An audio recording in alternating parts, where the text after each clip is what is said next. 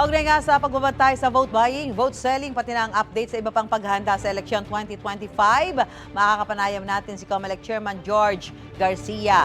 Magandang umaga po, Chairman Garcia. Magandang umaga, Ma'am Susan. Magandang umaga din sa ating mga kababayan. Chairman, sabi ng election watchdog na Lente, may bumili ng boto sa halagang 35,000 pesos. Meron din ba kayo natanggap na ganyang report o baka meron pang mas mataas na halaga sa 35,000 pesos, Chairman? Ma'am Susan, bagamat maaaring ang binabanggit ng Lente ay nangyari noong 2020, ang inyong lingkod at that time ay isang commissioner pa lamang, hindi pa tayo uno talaga sa COMELEC. Wala tayong nadinig tungkol doon sa amount na yan. Although bagamat may mga mas maliliit na amount na nadidinig tayo, kung kaya naman at that time po meron din kaming kinreate na task force kontra bigay at that time yung 2022. Pero ngayon po 2025 elections, na tayo ang namumuno, di subukan po nila na mamili at mamigay ng ganyang klaseng amount. Malaking ano po yan, ha? Malaking, kumbaga parang babala at makikita natin ang gagawin talaga dito ng COMELEC. Anyway, Chairman, ipinunto rin ng Lente na kahit mali, mahirap daw tanggihan yung vote buying o selling kasi malaking bagay yung 35,000 pesos sa ilan nating kababayan. Paano kaya yan ma-resolve, Chairman? Ma'am Susan, voters education po talaga tayo dapat dito. Kaya nga pinupursige ng COMELEC yung open ng curriculum. Pag sana maisama man lang na subject sa curriculum ng mga kabataan, kahit yung maliliit pa lamang, ang voters education. Kasi kahit po sabihin natin, huwag tanggapin, nagugutom ang Pilipino, nagugutom ang kababayan natin. May kailangang immediate na paggamitan ng pera.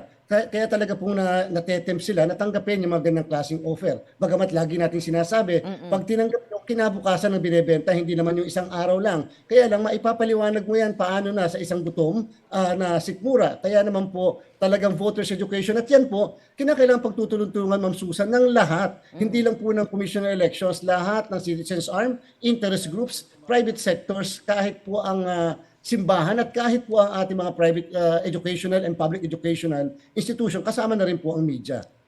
Chairman, isa pang problema, yung mga ayuda ng gobyerno o kaya yung mga relief goods nito mga nakaraang bagyo, baka daw ipambili ng boto. Ano pong usapan nyo ng DSWD at ng iba pang ahensya tungkol dyan, Chairman? Alam niyo po, Ma'am Susan, yan pong mga tinatawag na ayuda o yung mga binibigay sa ating yung mga relief good na pinamimigay sa ating po mga kababayan kapag po may kalamidad, yan po sa batas ay exempted. Hindi kinakailangan ihingi sa amin ng exemption. Siguro nga ang dahilan ng batas ay sapagkat yung urgency, yung pangangailangan, yung emergency nature ng mga pinamimigay po na ito. Kung kaya talaga pong parang sinasabi ng batas natin, dapat ito ay doon sa mismong ahensya ng pamahalaan na nagdi-distribute o namimigay nito ang siguraduhin na ito ay maayos na madidistribute. Bilang paunawa lang din po at impormasyon sa mga kababayan natin, tatandaan po na dahil sa desisyon ng Korte Suprema sa kaso ng Piñera versus COMELEC, hindi pa po sila kandidato sa kasalukuyan yung nag-file ng candidacy mula October 1 to 8 at November 4 to 9 sa Bangsamoro. Sila daw po ay kandidato pa lamang sa February 12 sa national position at March 28 sa local position. Kaya kung anuman ang kanilang dinidistribute sa kasalukuyan, kung anuman yung pinamimigay nila, umiikot sila, ay hindi pa po violation, wala pong premature campaigning, Ma'am Susan. Papasok po yung pinag-uusapan natin, sana magkaroon ng paghihigpit pagdating ng tinatawag na campaign period. Apo. At Chairman, nagtutulungan kayo ng MMDA sa pagbabaklas ng mga illegal campaign posters. Saan pong mga lugar yung marami kayo nakikita na ganyan na? Naku, Metro Manila naman talaga, Ma'am Susan, talaga namang nakita niyo naman nakabanderas talaga dyan.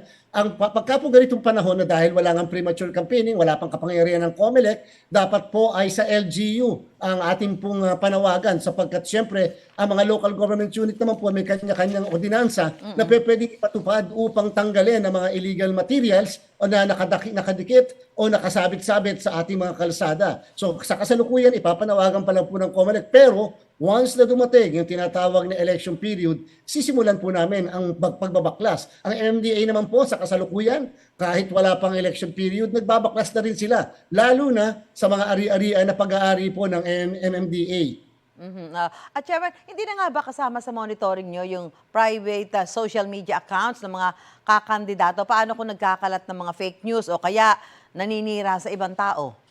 Ma'am Susan, una po ang inyong lingkod ay nagsusog ng pagbabago sa umiiral natin na first historic guidelines natin sa social media, AI at deepfakes at iba pa. Ang sabi po natin, mukhang hindi dapat isama ang pribadong individual sapagkat maaari po ito ay mag-intrude, Ma'am Susan, o mag-violate ng constitutional right ng mga private individuals sa tinatawag nating freedom of expression or freedom of speech. Sapagkat tatandaan po natin, kung nag-like ka halimbawa doon sa na-post ng isang politiko at na-share mo ito, Ma'am Susan, parang napaka-unfair naman, nakasuhan natin yung pribadong individual. Ngayon po, kung yung pribadong individual naman ay nagkakalat ng fake news, misinformation yan o kaya disinformation, pwede naman naman po siyang habulin sapagkat sa Omnibus Election Code sa Section 261 letter V, ay may nakalagay po doon ng isang tao na nagpapakalat ng mga maling impormasyon o kaya naman ay mga pananakot o kaya naman ay pagkikwestiyon sa integridad ng ating halalan, pwede po namin kasuhan. So ibig sabihin, hindi po namin kayo ipaparehistro yung pribado individual, hindi namin po kayo i-regulate, pero sa bandang uli, pwede po kayo makasuhan ng kahit na sino,